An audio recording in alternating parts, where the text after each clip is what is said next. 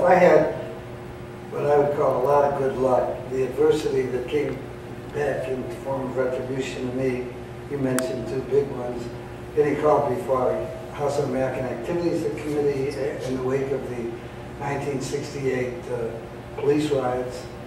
I think even the younger people in the room have heard about that. And that was a dreadful public relations, mildly, for the city. The police attacked the press, which is a big mistake. If you're ever trying to oppress somebody, don't attack the press. But they did. The press was not just pushed around, they were clubbed, they were hurt. And from that point forward, not merely the local and national press, but international press saw what then to be Governor Walker's called a police riot. And I think most thoughtful people recognize that execution of constitutional rights of free speech by the protesters resulted in police violence.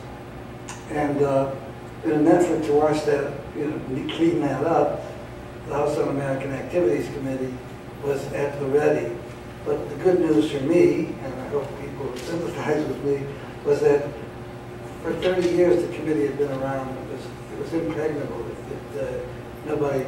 First time the motion to eliminate the committee in the late 30s, it got 4 votes as opposed to 450 votes to keep it going. A few months literally after my testimony, not as a result of it, but nonetheless the committee was voted out of being by an enlightened Congress because the committee had become obviously a tool for the most right-wing reaction. I had good luck with the committee. I don't think any of you in this room will have that experience, but when you get called, you get lawyers. The ACLU is a good source for experienced lawyers.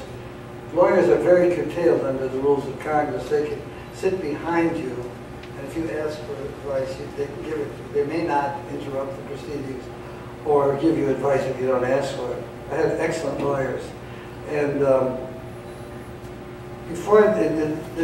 best way to summarize it and not bore you with these details is I was on the stand for 3 days, and the last notation of the record of the meeting is the chair said, "You're excused," and I said, "I'm not through yet."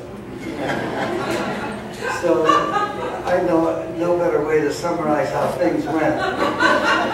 But it's humorous and pleasant to talk about now, but I can assure you, in the life of that committee over 3 or 4 decades, people committed suicide, people lost their jobs, people, for example, the Hollywood 10 were highly respected actors and directors, but they were thrown out.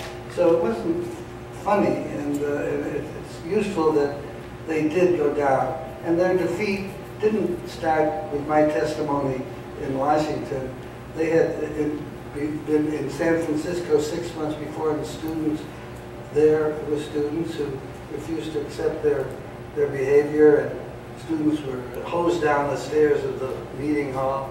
But then they came to Chicago, and they held some hearings here, and there were picket lines measured in the hundreds, if not the thousands, protesting them.